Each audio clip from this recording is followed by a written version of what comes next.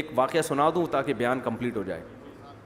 ہمارے حضرت ایک واقعہ بہت سنایا کرتے تھے, ہمیں بڑا اچھا لگتا تھا یہ واقعہ. پرانے وقتوں کی بات ہے, جب بادشاہی حکومت ہوا کرتی تھی, تو ہندوستان سے جو ہے نا کوئی شخص چلا گیا کسی عرب کنٹری میں. اس وقت سعودی عرب نہیں تھا, عرب ارض حجاز کہا جاتا تھا. عرب لوگ بڑے سخی ہوتے ہیں. تو یہ چلا گیا بے یار و مددگار, تو وہاں کسی شہزادے نے اس کا بڑا اکرام کیا کہ بھئی ہندوستان سے آیا ہے, مسافر ہے, تو بڑا اکرام کیا اس کا. اس کو بڑی خوشی ہوئی, یار ایک عرب شہزادہ میرا اکرام کر رہا ہے. تو اس نے کہا کہ کبھی ہندوستان آؤ اور تمہیں کچھ ضرورت ہو تو میرے گھر پہ آنا. شہزادے نے کہا مجھے کیا ضرورت, میں شہزادہ آدمی, میں تو فقیر غریب آدمی ہے, تو میں نے تیری مدد کر لی ویسے ہی, مجھے کوئی تجھ سے مدد نہیں. وہ فقیر تھا بیچارہ, غریب تھا نا. تو پھر بھی اس فقیر نے کہہ دیا کہ یار حالات کا کچھ پتہ نہیں ہوتا, کبھی آنا ہو تو یہ میرے ایڈریس سے آ جانا. تم شہزادے ہو لیکن جو ہے کبھی کبھی ضرورت پڑ جائے. اللہ کی قدرت کی بغاوت ہوئی, اس حکومت کا خاتمہ, اور ظاہر ہے پھر تو شہزادے قتل ہوتے ہیں. تو یہ بھاگا, اب وہ عرب کی زمین چھوڑ کے بھاگا. تو اس کو خیال آیا کہ میرا ایک ہندوستان میں دوست تھا, تو اس نے یہ مجھے ایڈریس دیا تھا. اچھا, اس شہزادے نے اس کو کہا تھا کہ ہم شہزادے لوگ ہیں, ہم کسی کے سامنے ہاتھ نہیں پھیلاتے, ہمارا اسٹائل ہی یہی ہے. چینے ہم شہزادے لوگ ہیں, ہاتھ نہیں پھیلاتے ہم کسی کے سامنے, چاہے کتنی ضرورت ہو. اب اس کو پڑ گئی ضرورت. اس نے کہا یار وہ اس نے بڑے واسطے دیے تھے کہ میرے پاس ضرور آنا, بڑی خوشی ہوگی, تو چلو یار چلتے ہیں. یہ سمجھا بے تکلف دوست ہے. جب اس کے در پہ گیا, پہلے تو اس نے پہچاننے سے انکار کر دیا. اس نے بتایا میں وہ شہزادہ ہوں. ہو ویلکم, آئیے آئیے بیٹھیے, کہ آئیے کیسے آنا ہوا. یار حالات نے تختہ پلٹا اور مجھے ضرورت پڑ گئی, آج میں تمہارے در پہ آ گیا. تو اس ہندوستانی نے فارسی کا ایک شعر پڑھا. اس شعر کا مفہوم یہ ہے کہ حاجت اور ضرورت بڑے بڑے شیروں کو پتہ نہیں گیدڑ بنا دیتی ہے یا لومڑی بنا دیتی ہے. بڑے بڑے شیروں کو کیا کر دیتی ہے, گیدڑ یا فقیر بنا دیتی ہے. کچھ ایسا اس نے شعر پڑھا جس میں ایک توہین کا تھوڑا سا عنصر تھا کہ دیکھو تو اتنا بڑا شہزادہ تھا, لیکن ضرورت جب پڑتی ہے نا, بھوک لگتی ہے, تو بڑے بڑے شہزادے بھی کیا بن جاتے ہیں, فقیر. یہ بڑا نالائق تھا, اس نے یہ ایسے موقع پہ کہنے کا تھا نہیں شعر. یہ تھا تو خون میں تو شہزادہ تھا نا, بلڈ تو وہی تھا. اس نے کہا کہ شیر ہمیشہ شیر رہتا ہے, کیسی ہی حاجت ہو, شیر کبھی گیدڑ اور لومڑی نہیں بنتا. اور شیر ایسی حاجتوں پہ 100 جوتے مارتا ہے جو حاجت اس کو فقیر بنا دے. اور کہا میں تجھ سے ایک دھیلا نہیں لوں گا, بھوکا مر جاؤں گا. اب وہ ہندوستانی, ارے بھائی میں نے ویسے ہی کہہ دیا تھا, بھائی معاف کر دے. اس نے کہا نہیں, میں خدا کی قسم بھوکا مر جاؤں گا تجھے یہ بتانے کے لیے کہ شیر ہمیشہ شیر رہتا ہے. وہ 100 حاجتوں پہ, وہ ایک حاجت پہ 100 جوتے مارتا ہے, ٹھیک ہے نا, لیکن وہ کسی کے در کا بھیکاری نہیں بنتا. تو ہمارے حضرت یہ شعر پڑھتے تھے. فارسی کا شعر ہے تو نہ ہماری سمجھ میں آتا تھا نہ آپ کی آئے گا, تو اردو میں مفہوم سمجھ میں آتا تھا کہ ہم 100 جوتے مارتے ہیں.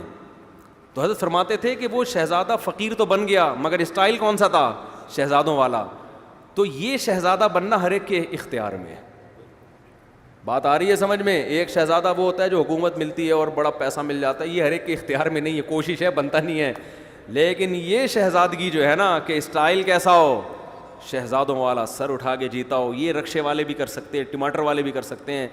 بھائی ہم حاجتوں پہ 100 کوڑے لگاتے ہیں, کسی کے سامنے زبان ٹیڑھی, ایسے رہو. دیکھو یہ ہمارے جو بڑے بڑے حکومتی اہلکار ہیں نا, ارب پتی ہیں کہ نہیں ہیں, پھر بھی بہت سے ان میں بھیکاری ہے یا نہیں ہے؟ کیا عزت ہے یار ان کی.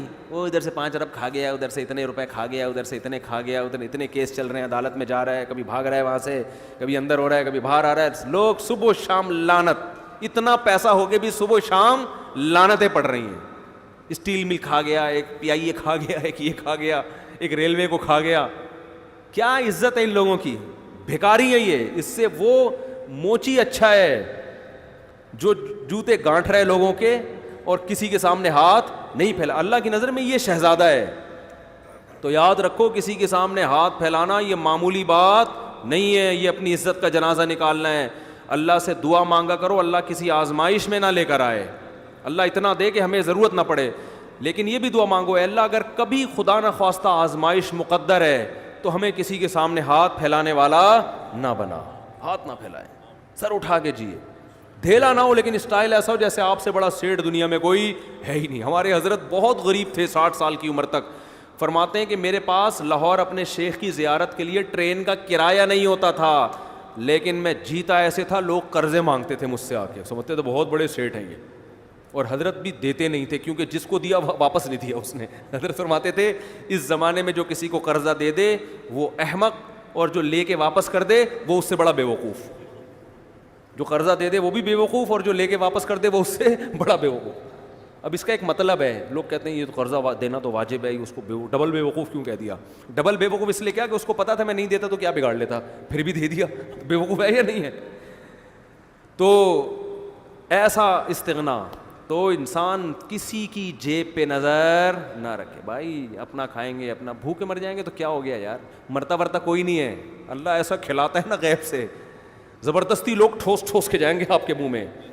اب دیکھو ہم جب مولوی بننے کے لیے آئے تو ہمیں تو لوگ تانا دیتے تھے کھاؤ گے کہاں سے, اتنے تانے ملتے تھے, اتنے تانے. اب ٹھونس رہے ہیں مفتی صاحب گرل فش, دال چاول, مسالے والی بریانی, اور ہم جاتے بھی ہیں تو دھونے والے کھا کے. بھائی پیٹ ہے, لالو کھیت تھوڑی ہے کہ اتنا گنجائش تھوڑی ہے اس میں. اللہ ٹھونستا ہے, کھلائے گا, برس پیچھے بھاگے گا آپ کے. تو بہت بڑی نعمت ہے. میں تو یہ باتیں کر رہا ہوں, میرے اندر بھی وہ استغنا نہیں ہے, میں اس لیے باتیں کر رہا ہوں کہ میرے اندر پیدا ہو جائے. آپ سمجھے مفتی صاحب تو پتہ نہیں کتنے زبردست استغنا کے ساتھ جیتے ہوں گے. ہوئے ہم بھی باتیں کر رہے ہیں, باتیں کرنے پر گورنمنٹ کی طرف سے کوئی پابندی نہیں ہے, عمل بڑا مشکل کام ہے. تو میں بھی اس لیے کہہ رہا ہوں تاکہ میرا بھی استحضار ہو جائے.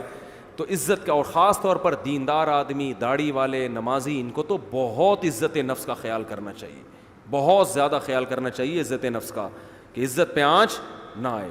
تو ہمارے نبی نے اتنی غربت میں گزارا کیا, ایک پیسے نہیں مانگے. صحابی صدقے کی ترغیب دے رہے ہیں تو کہہ رہے ہیں اپنے چچا زاد بھائیوں کو دے دو, ٹھیک ہے نا, تو ان کو کبھی جہاد میں خرچ کروا رہے ہیں, اپنی ذات کے لیے نہیں مانگ رہے, اپنی ذات کے لیے. اپنی بھوک بھی نہیں بتا رہے لوگوں کو جا کے کہ میرے حالت یہ ہے, یہ میری حالت. صحابہ نے غزوہ خندق میں آپ کے چہرے کو دیکھ کے اندازہ لگایا کہ آپ کتنی شدید بھوک میں ہیں, چہرے کو دیکھ کے اندازہ لگایا. تو اس ہمارے نبی تو بڑے مستغنی تھے بھائی, ہمیں بھی ایسے زندگی گزارنی چاہیے.